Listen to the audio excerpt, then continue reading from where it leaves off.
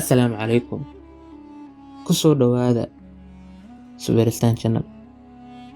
Maanta waxaan bilaabaynaa silsiladii caanka ahayd ee sheekooyinka macaaneed ee la dhihi jiray Alf Layla wa Layla, Kun habeen iyo habeen.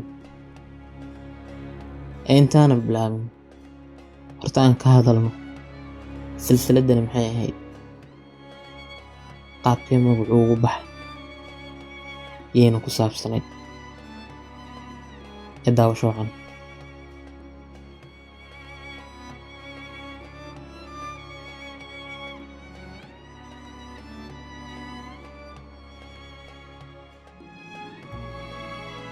Sheekooyinkan waxay ku saabsanaayeen boqor la dhihi jiray Shahrayaar. Isaga iyo walaalkii ayaa waxaa khiyaamay xaasaskoodii, kadibna colaad buu u qaaday dumarkii oo dhan. Markaasuu wuxuu bilaabay inuu habeen walba aroosto gabar cusub, subaxdiina dilo,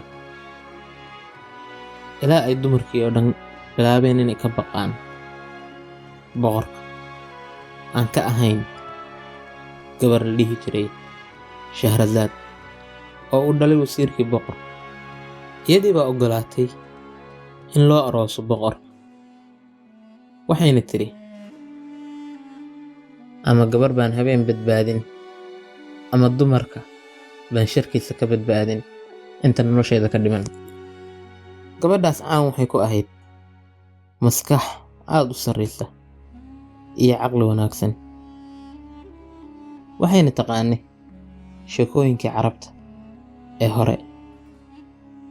Markii loo aroosay boqorkii, ayay waxay bilowday inay habeen walba uga sheekayso sheeko, mana dhammaystirtee waxay tiraahdaa habeen dambe waan ku dhammaystirayaa. Boqorkiina xiisihii uu sheekada u qabay darteed ayuu dhahaa caawa cafi, si ay sheekada kugu dhammaystirto habeen dambe. Suu cafinayay, iyaduna ay sheekooyin macaan uga sheekeynaysay, ayay waxay ku gaartay 1000 habeen iyo habeen inay sii noolaato.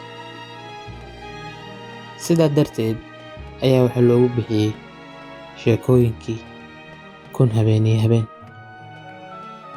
Boqorkiina wuu ka bogsaday dumar nacaybkii, wuuna jeclaaday boqoraddii Shahrazaad ahayd.